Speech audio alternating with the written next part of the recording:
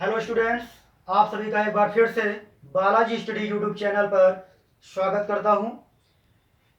जैसा कि मैंने आप सभी से वादा ये किया था कि कैलेंडर चैप्टर का हर एक प्रश्न आपसे बनेगा। तो मैं ये आपसे रिक्वेस्ट करता हूं कि यदि मेरा इंट्रोडक्शन पार्ट यानी कैलेंडर का इंट्रोडक्शन और फर्स्ट पार्ट अगर आपने नहीं देखा है, सेकेंड पार्ट आपने नहीं देखा है, तो पहले फर्स्ट और सेकेंड पार्ट देखिए, जिससे कि आपका कॉन्सेप्ट क्लियर हो और आपका हर एक प्रश्न आपसे बन पाए। तो यहाँ पे प्रश्न है कि 15 अगस्त 1947 को कौन सा दिन था। इंपॉर्टेंट मैंने यहाँ पे लिख रखा है कि ये इंपॉर्टेंट प्रश्न है। इंपॉर्टेंट इसलिए है कि पेपर में काफी बार पूछा जा चुका है एग्जाम में। और यहाँ पे मैंने लिख रखा है 30/30 यानी 30 में से 30। ठीक है, रीजनिंग काफी एग्जाम में 30 की आती है। ठीक है, तो मैं इसलिए इसको रख रहा हूं कि जो अगर आप यहां से रीजनिंग अगर आप इस चैनल से रीजनिंग को क्लियर करते हैं तो कोई भी एग्जाम दीजिए, आप जितने का भी होगा तो उसमें 30 में से 30 ही पाएंगे। ठीक है, तो चलते हैं यहाँ पे। 15 अगस्त 1947 को कौन सा दिन था। देखिए, मैंने बताया है आपको कि पहले कॉन्सेप्ट बाद में ट्रिक। ठीक है, तो पहले कॉन्सेप्ट देखा जाए कि कॉन्सेप्ट में कैसे इसको सॉल्व करते हैं। तो हम सॉल्व करते हैं। कॉन्सेप्ट क्या है, 15 अगस्त 1947 दिया गया है। जो ईयर दिया जाएगा उसके पीछे वाले ईयर को आपको पहले सॉल्व करना है, यानी उसके पिछले वाले ईयर में कितने विषम दिन थे ये आपको फाइंड करना पड़ेगा। तो इसका जो पिछला ईयर था वो क्या था, सभी को मालूम है 1946 इसका पिछला ईयर था। 1946 इसका पिछला ईयर था। तो 1946 में विषम दिनों की संख्या क्या थी। तो मैं कह सकता हूं कि ये 1900 हो जाएगा और ये 46 हो जाएगा अगर इसको तोड़ देंगे तो। 1900 को भी अगर तोड़े और इजी बनाना चाहें तो मैं 1600 और इसको 300 लिख सकता हूं। अब ये 1600 में विषम दिनों की अगर संख्या पूछें तो आप बताओगे 0। क्लियर होगा। जिसको भी समझ में नहीं आ रहा है पिछला वीडियो देख लीजिए, बिल्कुल समझ में आ जाएगा। अब 300 की बात आती है तो विषम दिनों की संख्या, तो मैं इसको पहले भी क्लियर करवा चुका हूं, आज एक बार फिर से क्लियर करवा दूंगा। देखिए यहाँ पे 100 वर्षों में विषम दिनों की संख्या मैंने लिखाई थी और आपको बताया भी था सॉल्व करके कि 5 कैसे आता है विषम दिन। मैंने ये भी बताया कि 200 वर्षों में विषम दिनों की संख्या कितनी होती है। 200 वर्षों में कितनी होती है, 3 होती है। और 300 वर्षों में कितनी होती है, 1 होती है। और 400 वर्षों में कितनी होती है, 0 होती है। ठीक है, जिसने भी पिछला वीडियो नहीं देखा है वो पिछले वीडियो जरूर देखे और यहां से भी इस पॉइंट को क्लियर कर ले। तो इसमें 300 में कितना आएगा, 1 आएगा। अब 46 क्या है भाई, 46 क्या है, वर्ष है। 46 वर्ष। तो आपको बताया गया है कैलेंडर में 2 टाइप के वर्ष होते हैं। कैसे होते हैं भाई, साधारण वर्ष होता है और लीप वर्ष होता है। तो 46 वर्ष अगर आए हैं तो इसमें भी साधारण वर्ष भी रहे होंगे और लीप वर्ष भी रहा होगा, यानी साधारण भी रहा होगा और लीप भी रहा होगा। सिंपल सी बात है। अगर आपको लीप मालूम करना है तो 4 से आप डिवाइड कर दोगे तो 4 और फिर यहां पर भी 4, यानी 11 लीप वर्ष हो गए और 11 इसमें माइनस कर दोगे तो क्या निकल आएगा, क्या निकल आएगा भाई। अगर 11 माइनस कर दोगे तो इसमें साधारण वर्ष मालूम चल जाएंगे और वो होंगे यहाँ पे कितने, 35 होंगे। ठीक है, ये भी आपको बता दिए हैं कि एक लीप वर्ष में कितने विषम दिन होते हैं। एक लीप वर्ष में कितने विषम दिन होते हैं, एक लीप वर्ष में 2 विषम दिन होते हैं, यानी अतिरिक्त दिन या विषम दिन या ऑड डेज कितने होते हैं, 2 होते हैं। एक साधारण वर्ष में कितने विषम दिन होते हैं, 1 होता है। ठीक है, तो यहां पे अगर एक लीप वर्ष में 2 अतिरिक्त दिन होते हैं तो 11 में कितने होंगे, तो आप यही बोलो 11 इंटू 2 होंगे। अगर एक साधारण वर्ष में 1 अतिरिक्त दिन तो 35 में कितना, 1। ठीक है, तो ये आपका आ जाएगा 35 और ये आपका आ जाएगा 22। इसको भी 7 से यहीं पे डिवाइड कर दो क्योंकि ये दिन आ गए हैं और दिन को विषम दिन निकालने के लिए 7 से भाग दिया जाएगा। ये मैं पहले बता चुका हूं आपको, इसीलिए कहते हैं परमानेंट क्लास को ज्वाइन करिए। तो ये कट जाएगा, यहां पे विषम दिनों की संख्या 0 हो जाएगी। इसको भी आप कैंसिल करेंगे यहीं से, तो जब इसको कैंसिल करेंगे तो ये कितना आ जाएगा, 1 आ जाएगा। तो 1 और 1 ये भी एक और ये भी एक, तो यानी 1946 में विषम दिनों की संख्या कितनी आ गई? 2 आ गई। कितनी आ गई? 2 आ गई। 1946 जो ईयर था उसमें विषम दिनों की संख्या कितनी आ गई? 2 आ गई। अब मैं चलूंगा 15 अगस्त 1947 इस ईयर में चलूंगा, और यहां पे इसको कॉन्सेप्ट समझिएगा कि 1947 जो ईयर है आपका, 1947 जो ईयर है वो अगस्त तक केवल आपको काउंट करना है। यानी मैं अगर यहाँ पे जनवरी, ठीक है, फरवरी, मार्च, अप्रैल, मई, जून, जुलाई और कितना है? अगस्त, इतना ही है। तो जनवरी में 31 दिन होते हैं, मैंने बताया है। जनवरी में और डेट्स कितने होंगे सभी को मालूम है, जनवरी 31 का होता है। कितने का होता है? 31 दिन होते हैं। और डेज निकालने के लिए 7 से डिवाइड कर दो, जो शेष फल बचेगा, जो शेष बचेगा, रिमाइंडर बचेगा, वही आपका विषम दिन कहलाएगा। तो यानी 31 को अगर हम 7 से डिवाइड करेंगे तो कितना आएगा? 3। यानी 31 वाले जितने भी मंथ हैं सब में और डेज की संख्या कितनी होगी? 3 होगी। तो यहाँ पे कितनी आ जाएगी? 3 आ जाएगी। अब फरवरी 47 है, अगर साधारण वर्ष की फरवरी है तो बताया गया 28 दिन होते हैं, और अगर 28 को आप 7 से डिवाइड कर दो तो शेष फल कितना आने वाला है? 0 आएगा। अब मार्च है तो मार्च में भी 31 दिन होते हैं, और 7 से डिवाइड करोगे तो फिर 3 आएगा। और मार्च के बाद अप्रैल 30 दिन होता है, 7 से डिवाइड करोगे 2 आएगा। अप्रैल 3, जनवरी हो गया, फरवरी हो गया, मार्च, अप्रैल, मई, जून, इसके बाद जुलाई, जुलाई हो गया। अगस्त में कितने दिन है? 15। और यहीं पे हम इसके विषम दिन निकाल लेंगे, यानी और डेज निकाल लेंगे, तो कितना आ जाएगा? 1 आ जाएगा। शेषफल कितना आ जाएगा? 1 आ जाएगा। और यहाँ पे प्लस करके हम 1 लिख देंगे। तो यहाँ पे बहुत सारे तरीके हैं, कुछ लोग इसको टोटल ऐड कर लेते हैं, तो यहाँ पे 7-7 का पेयर बना के हम इसको कैंसिल भी कर सकते हैं, क्योंकि और डेज 7 से डिवाइड करके ही निकाला जाएगा। तो मैं कह सकता हूँ यहाँ पे 3 3 6 1 7 कट जाएगा। फिर मैं कह सकता हूँ 2 2 4 और 3 7, ये भी कट जाएगा, कह सकता हूँ। तो यहाँ से जो आया है 1915 अगस्त 1947 में जो ऑड डेज की संख्या थी वो कितनी थी? आप बोलोगे सर 3 है। यहाँ पे कितनी है?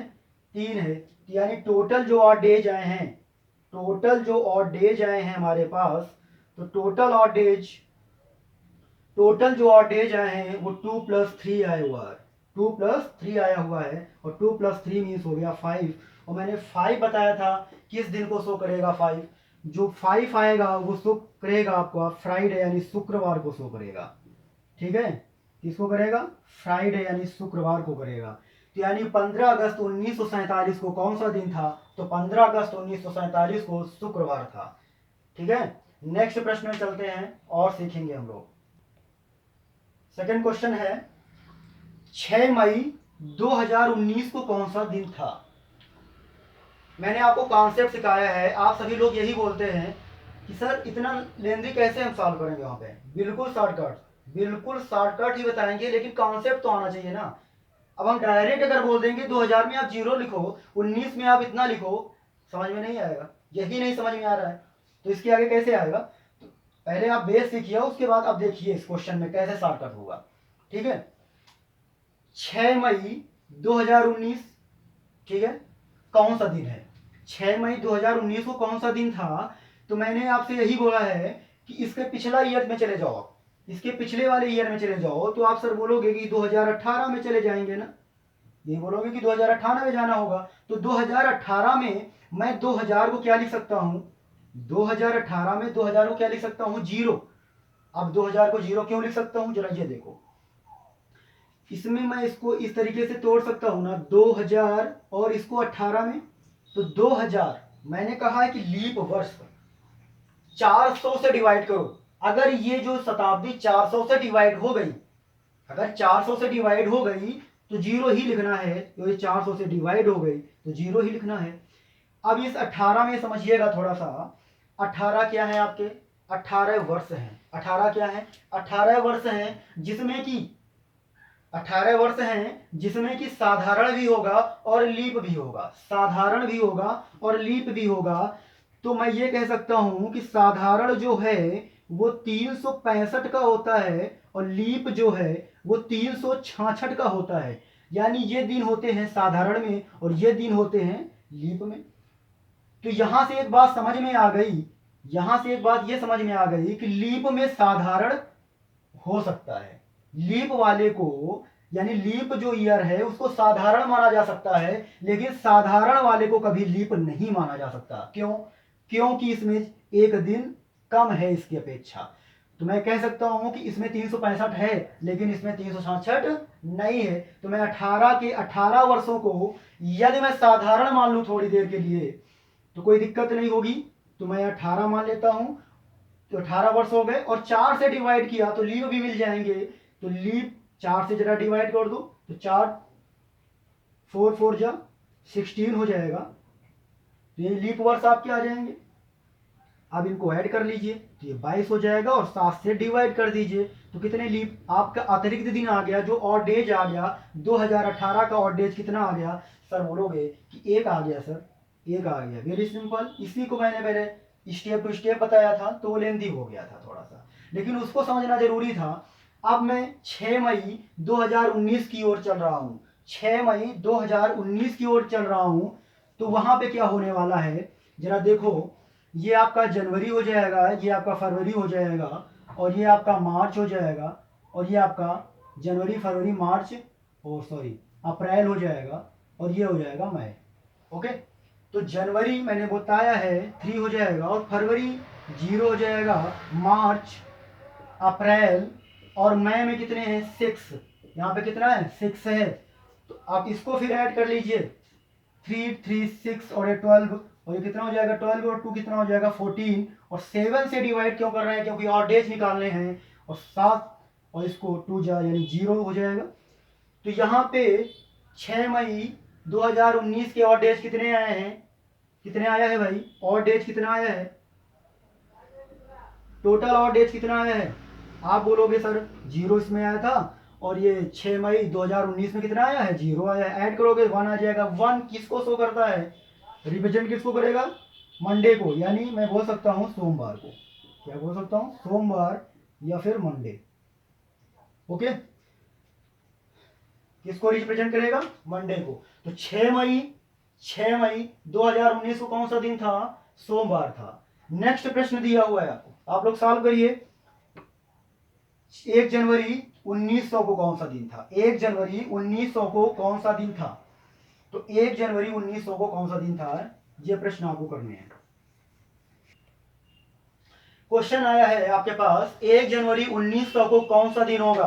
आप लोग सॉल्व करके आंसर बताइए कि 1 जनवरी 1900 को कौन सा दिन होगा।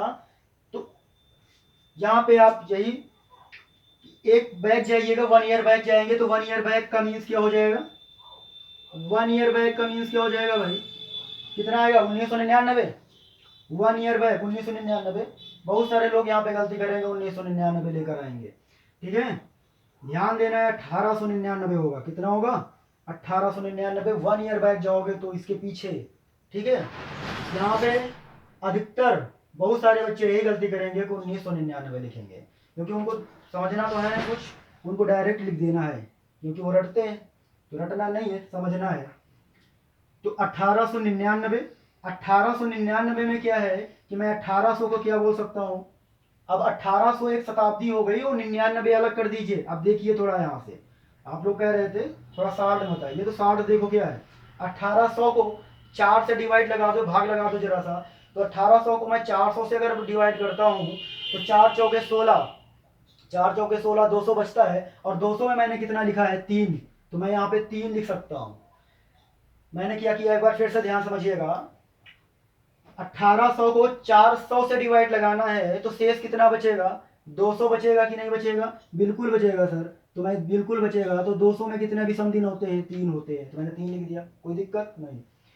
अब 99 भी वर्ष हैं, मैंने इनको साधारण मान लिया तो 99 लिख दिया और फिर 4 से डिवाइड कर दिया इसको। तो 4 का नम 4, 1 बचेगा कि 2 बचेगा? 4 का नम 4। अब मैंने इसको 4 से डिवाइड करा तो 4 दूना 8 और ये हो जाएगा 24 आ जाएगा इसमें। ठीक है, अब और डेज भी निकाल लीजिए और 8 डेज को निकालने के लिए 7 से भाग लगा दीजिए।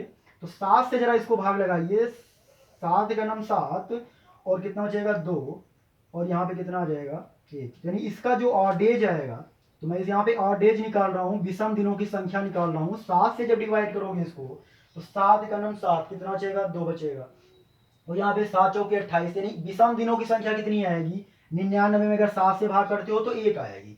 और इसको जरा इससे डिवाइड करोगे 7 या 21, यानी कितनी आ जाएगी 3 आ जाएगी। तो 3 इधर और 3 इधर और 1 ये कितना हो गया 7 हो गया। कितना हो गया 7 हो गया। तो टोटल 7 हो गया। अब फिर 7 से डिवाइड करेंगे तो कितना आ जाएगा 0 आ जाएगा।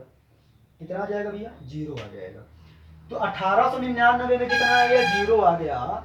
तो अब 1 जनवरी 1900 को की बोला है तो 1 यानी 1 जनवरी 1900 तो 1 ही तो आएगा ना यहाँ पे।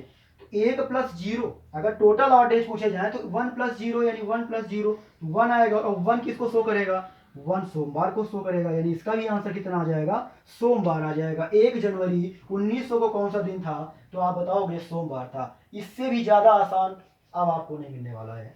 तो जी बिल्कुल आप प्रैक्टिस करिए, बहुत ही अच्छा मेथड है। नेक्स्ट प्रश्न करते हैं हम लोग। क्वेश्चन है, क्वेश्चन नंबर 4 दिया गया है आपको। क्वेश्चन नंबर 4 है कि 12 मार्च 1916, 12 मार्च 1916 को कौन सा दिन था।